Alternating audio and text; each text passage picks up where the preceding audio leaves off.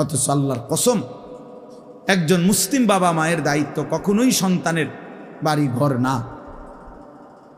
ইসলাম এটা বলে নাই ঘর দুয়ারের ফিকির করতেই হবে, মূল ফিকির এটা ছিল না। দায়িত্ব মূলত এটা নয়, ওটা এমনিই মিলে যাবে। দুনিয়া যাকে যেটুক আল্লাহ দেওয়ার, এগুলো আল্লাহ তাআলা এমনিতেই দেয়, আসলেই এমনিতেই দেয়। আপনি দেখেন, কিন্তু আল্লাহ তাআলা দায়িত্ব দিচ্ছেন ওয়ামুর আহলাকা বিসসালাহ ওয়াসতাবির আলাইহা।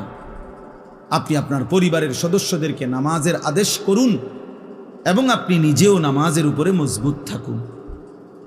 লা নাসআলুকা রিজকা, আল্লাহ বলছে তোমাদের কারো কাছ থেকে, বাপ পুত সংসারের কারো কাছে আমি তোমাদেরকে রিজিক দেওয়ার জন্য তোমাদের সহযোগিতা চাই না।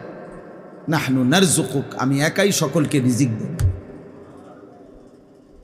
বাপ পুত দুইজনের ব্যবস্থাই আমি করতে পারবো, টেনশন করো না। বুড়া বয়সে না খাইয়া মরবেন না, বুড়া বয়সে না খাইয়া মরবেন না, রিজিক শেষ করেই আপনি মরবেন। বুড়া বয়সে যে 3 বেলা খানা খায় এমন লোকের তো মৃত্যু হয় না, ঠিক না? না, হেবড়া মরবো কেন? ওনার তো খানার সমস্যা নেই। বলেন, এমন লোকের মৃত্যু হয়? খাইস নোয়াখালীর শ্রোতা আসছে, এই শ্রোতার বাড়ি হলো নোয়াখালী। কোথাকার শ্রোতা কোথায় আসছে চিন্তা করছে? ও আমাদের মহব্বতের ভাই, ওই যে আব্দুর রহিম। আমার অনেক গুরুত্বপূর্ণ সফর, আমি আগামীকালকে বরগুনা বরিশাল যাবো 3-4 দিনের জন্য। কিন্তু শুধু এই আব্দুর রহিম এই মাহফিলের জন্য আজকে যাওয়ার, গতকাল যাওয়ার কথা, এই মাহফিলটার জন্য আমি পিছাইছি আমার এই সফর। ও আমার শায়েখ আল্লামা মুফতি মুশতাকুন নবী কাসেমি হজরতকে ভীষণ মহব্বত করে, হজরতও তাকে মহব্বত করে। এই উদ্দেশ্যেই আমাদের আশা। আল্লাহ তাআলা আপনাদেরকেও কবুল করেন। তো ভাইয়া বললাম, এটা জরুরি বুঝা। আল্লাহ তাআলা বলছেন, বান্দা আমি রিজিকের ফিকির করব, তুমি নামাজের ফিকির করো। তোমারে আমি দায়িত্ব দিলাম যে তুমি তোমার পরিবারের সদস্যদেরকে নামাজের আদেশ করো। আর আমরা এর উল্টাটা বলি, জি ফুতেরে যার যা দরকার হুজুর সব করে দিছি, অন যদি নামাজ রোজা না করে, আল্লাহ খোদা না মানে, আমি কি করব? এবারটা কয় এটা আল্লাহ এটা নিয়ে বলতে বলছে আপনাকে। তাহলে আল্লাহ বলল কি, আমনে কোন কি? আপনি কি বলেন? লম্বা ঘন্টার পর ঘন্টা বেফিকির, এটা ঠিক না। অফিস সামা রিজকুকুম ওয়া মা তুআদুন, আল্লাহ বলছে তোমাদের প্রত্যেকের রিজিক আসমানে, আরশে মালিকের হাতে। হ্যাঁ, বাইরের মাইক বন্ধ। তো এই জন্য এটা জরুরি বাবা। ছেলেরা তোমরাও মনে রাখো বাপ, আমি আমার যে আয়াতগুলো পড়ছি আমি এগুলা তর্জমা বলতে চাই, শুরুতে এই জন্য এগুলা বলে নিলাম। এই যে কয়জন ছেলে তোমরা বসছো বাবা, তোমাদের কাছে আমার একটা বিশেষ কথা হলো, বারবার আসা কঠিন বাবা, আর যদি কোনোদিন না আসি তো একবারই বললাম, মনে রাখো বাপ, যদি তোমার বাবা মা তোমার কোনো যত্ন নাও নেয় ঈমান ইসলামের আখেরাতের বিষয়, তারপরেও নিজে নষ্ট করুন। তোমারেও আল্লাহ তাআলা বুঝ দিছেন, আকল দিছেন। শেষ পর্যন্ত হাসরের মাঠে তোমার বাবাও তোমার পাশে থাকবে না, তুমিও তোমার বাবার পাশে থাকবে না। তোমার মা তোমার পাশে থাকবে না, তুমিও তোমার মায়ের পাশে থাকবে না। তোমার স্ত্রী তোমার পাশে থাকবে না, তুমিও তোমার স্ত্রীর পাশে থাকবে না। ইয়াউমা ইয়াফিরুল মারউ মিন আখিহি ওয়া উম্মিহি ওয়া আবিহি ওয়া সাহিবাতিহি ওয়া বানি। আল্লাহ বলছে সেদিন হাসরের দিন প্রত্যেক মানুষের ভাই তার থেকে পলায়ন করবে, মা বাবা স্ত্রী সন্তান তার থেকে পলায়ন করবে। লিকুল্লি ইমরিইন মিনহুম ইয়াউমাইদিন শা'নুন ইউগনি, প্রত্যেকেই নিজেকে নিয়ে ব্যস্ত হবে। ইয়া রব্বি নাফসি নাফসি, আল্লাহ বলছেন তোমাদের সকলকেই একজন একজন করে আমি আল্লাহর সামনে আসতে হবে। দলবল নিয়ে আইবেন, হবে না। পীর মুরিদ নেতা কর্মী, হ্যাঁ জি না, পীর সাহেবও আলাদা, মুরিদ সাহেবও আলাদা আলাদা, প্রত্যেকেই আলাদা আলাদা। ওয়া কুল্লুহুম আতিহি ইয়াউমাল কিয়ামাতি ফারদান, কোরআন শরীফের আয়াত। সকলকেই আল্লাহর কাছে কিয়ামতের দিন আসতে হবে একজন একজন। কয়জন? একজন। ফারদান, ওয়াহিদ ওয়াহিদ, একজন একজন। এজন্য মনে করো তোমার বাবা খেয়াল করে নাই, মা তোমার খেয়াল করে নাই, তুমি নিজের হাতে নিজের মোবাইল দেখে দেখে, নারী দেখে দেখে, ছবি দেখে দেখে, অশ্লীল উলঙ্গ দৃশ্য দেখে দেখে অসভ্যতার মধ্যে ডুবে গিয়ে নষ্ট হয়ে গেছো। একদিন ফিরতে চাইলো আর ফিরতে পারল। গুনাহ বড় সাংঘাতিক। গুনাহ মানুষকে একসময় হতাশ করে দেয়। কত মানুষ আছে এই হারাম প্রেম করতে করতে একটা সময় আত্মহত্যা করে। কালকে রাত্রে এক ছেলের সাথে আমি কথা বলছি, এই ছেলে বলতেছে, হুজুর আমি আত্মহত্যা করতে চাই। আস্তাগফিরুল্লাহ, তুমি কি কও? এই পরিমাণ জিনা এবং ব্যভিচার, হারাম এবং গুনাহের মধ্যে লিপ্ত যে এখন আর ভাল লাগতেছে না কিছু। অনেক সান্ত্বনা দিছি, দাওয়াত দিছি আমার মাদ্রাসায়, তুমি আইসো। অল্প বয়সী নওজোয়ান ছিল। এজন্য গুনাহ শেষ পর্যন্ত তোমারে হতাশ করে দিবে, অস্থির বানায় রাখবে। নারী, ছবি, হারাম দৃশ্য, কসম আল্লাহর, আমরা কিতাবে বারবার পড়ছি, মানুষকে সুকুন দেয় না, মানে স্থিরতা দেয় না, তৃপ্তি দেয় না, বরং তৃষ্ণা বাড়ায়, নেশা বাড়ায়,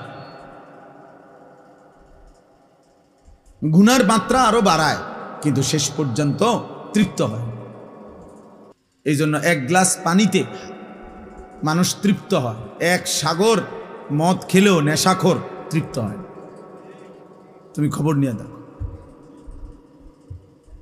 একজন স্ত্রী, একজন মহিলা, একজন স্ত্রী দিয়ে একজন মানুষের 60 বছর চলে যায়, কিন্তু হারাম ছবি যে দেখে, হারাম নারীর দিকে যে আকর্ষণ, সারা পৃথিবীর নারী উলঙ্গ করে দেখলেও তার, আমি প্রত্যেকটি পুরুষের জন্য তার দেহের অংশ থেকে আমি আল্লাহই কুদরতি ভাবে তার স্ত্রীকে সৃষ্টি করেছি।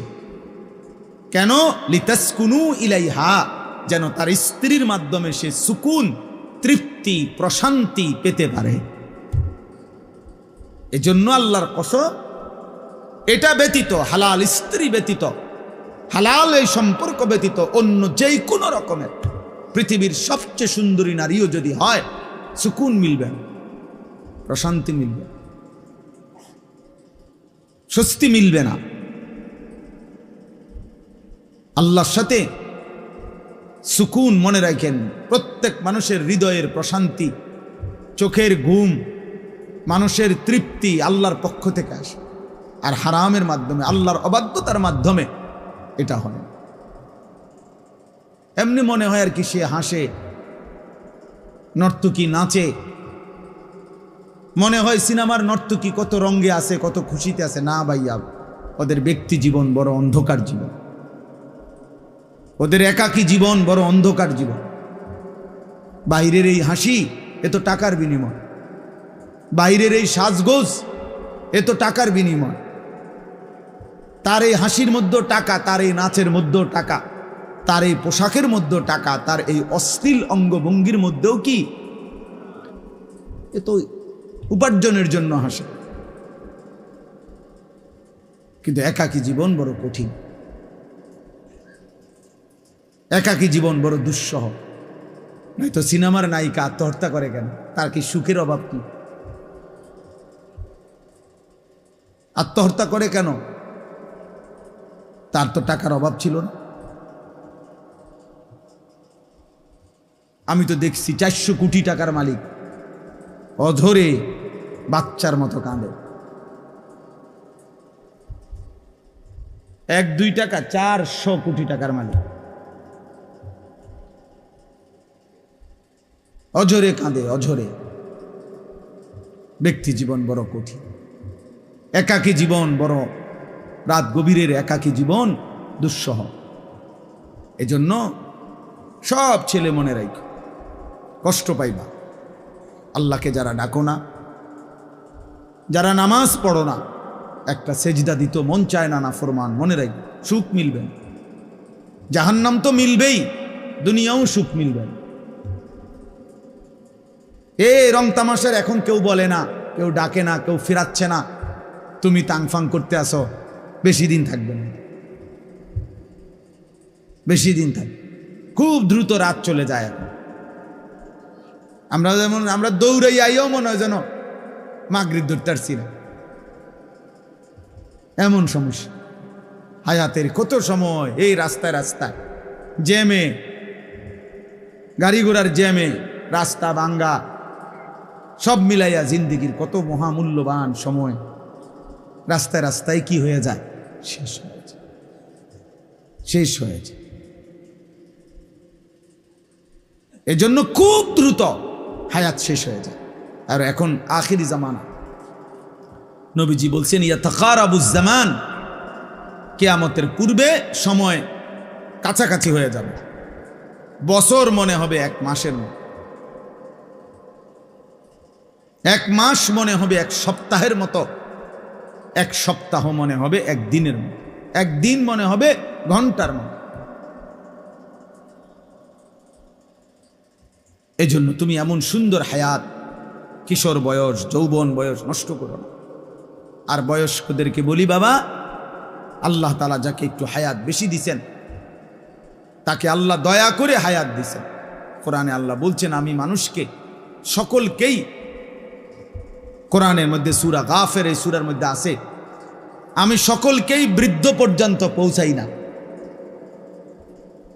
বুঝেন নাই কথা? এই পৃথিবীতে যেই জন্ম নেয় সেই বৃদ্ধ পর্যন্ত পৌঁছা, এরপরে মরে না।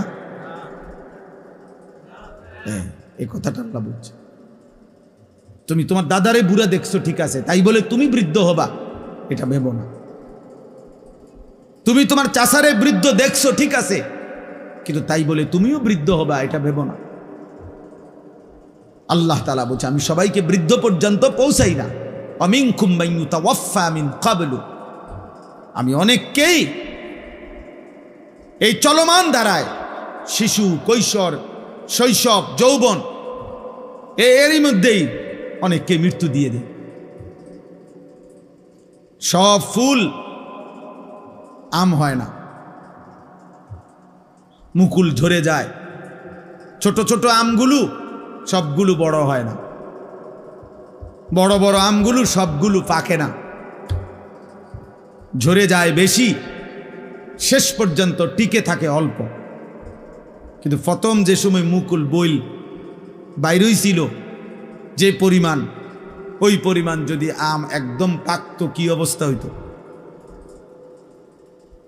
বুঝেন নাই কথাটা?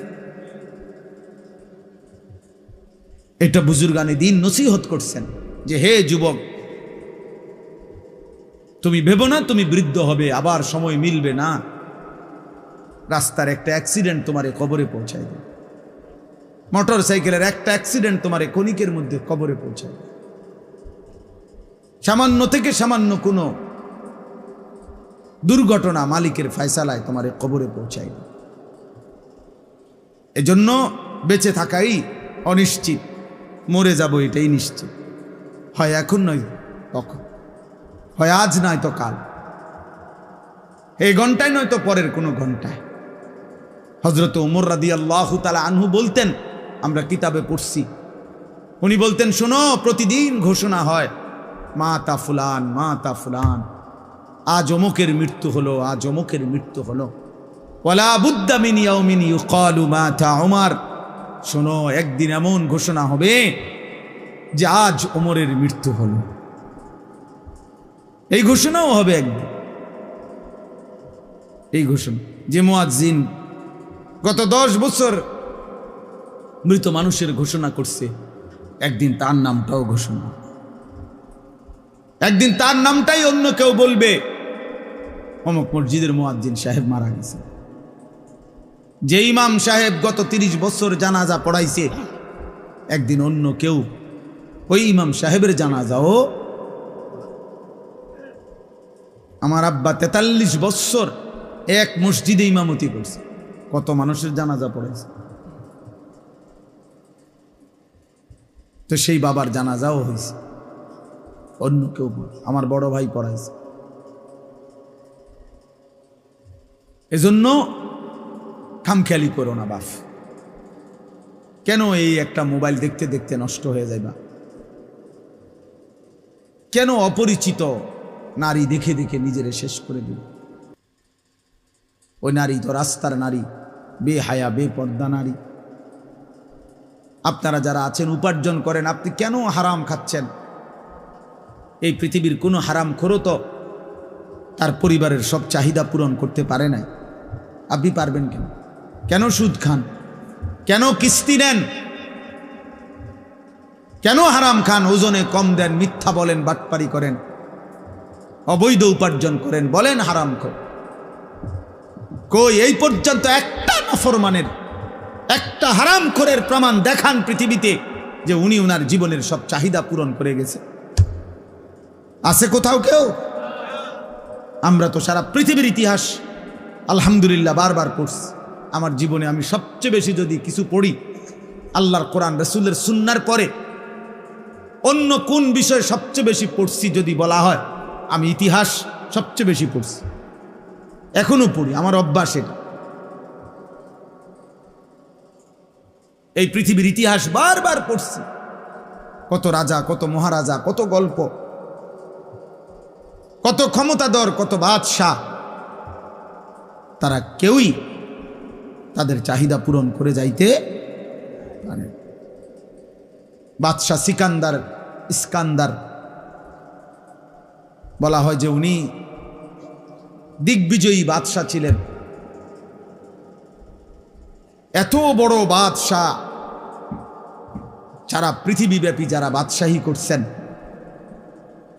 উনি মৃত্যুর পূর্বে ওনার খাদেমকে বলছিলেন যে আমার মৃত্যুর পরে তোমরা আমার লাশ কাফনের কাপড় পরাইয়া আমার 2টা হাত খালি রাখবা, কাফনের কাপড় থেকে আলাদা রাখবা, আর আমার লাশটা খাটের মধ্যে করে এরপরে পুরা রাজধানীটা লাশটা আমার ঘুরাইবা, আর 2টা হাত যেন খালি থাকে, মানে কাফনের কাপড়ের বাইরে থাকে, এমনি ঘুরাইয়া নিবা, নিয়া এরপরে দাফন করে।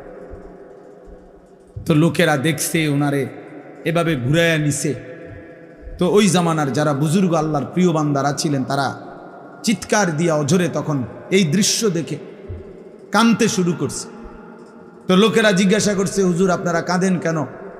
বলছে, হায় শোনো, সিকান্দার, বাদশাহ ইস্কান্দার বুঝায় গেল যে আমার মতো দিগ্বিজয়ী বাদশাহ আজ যখন কবরে যায় খালি হাতে,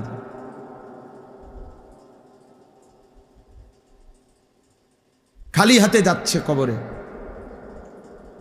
এই জন্যই উনি তোমা করে দেখানোর জন্য এই ঘটনাটা করছে।